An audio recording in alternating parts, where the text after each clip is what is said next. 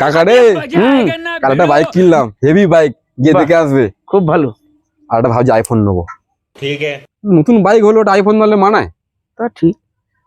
তোর এত শখ আসছে কোত্থেকে? কেন জানি না কাকা, শখ না আমার দিন দিন বেড়ে যাচ্ছে। বাবাকে বললাম কালকে রে চলো এক্ষুনি শোরুমে যাবো, একটা বাইক নিয়ে চলে এলাম। এবারে বলেছি আইফোনের কথা, বাবা তো চিন্তায় পড়ে গেছে।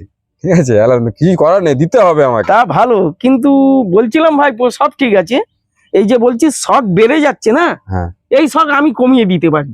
কি করে? ধর, যখন নিজের শখ নিজের ইনকামের টাকা দিয়ে পূরণ করতে হবে না, হ্যাঁ। তখন দেখবি শখ আস্তে আস্তে মরে যাচ্ছে। এটা তো আমি ভেবে দেখিনি। তুই পরিশ্রম করে ইনকাম করে শখ মেটাতে যাবি, তখন দেখবি আর শখ বলে কিছু থাকবে না। ওই জন্য বলি ভাইপো, বাবার উপর যে প্রেশারটা দিচ্ছিস না, এই প্রেশার যখন তোর সন্তানেরা তোর উপর দেবে, তখন দেখবি তুই ফিল করতে পারবি যে তোর বাবাকে তুই কতটা নিজের শখ পূরণের জন্য তাকে জ্বালিয়েছিস। ঠিক বলেছো বাবা, আমি এক্ষুনি গিয়ে বারণ করে দিই বাবাকে। বাইক আছে থাক, হ্যাঁ।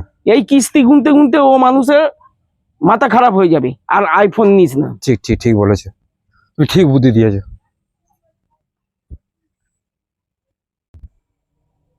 আমি আমার বাবার উপর প্রেশার দিয়ে আমার জীবনের সব শখ পূরণ করে নিয়েছি, তাই বলে কি তোকে ওই শখ পূরণ করতে দেবো?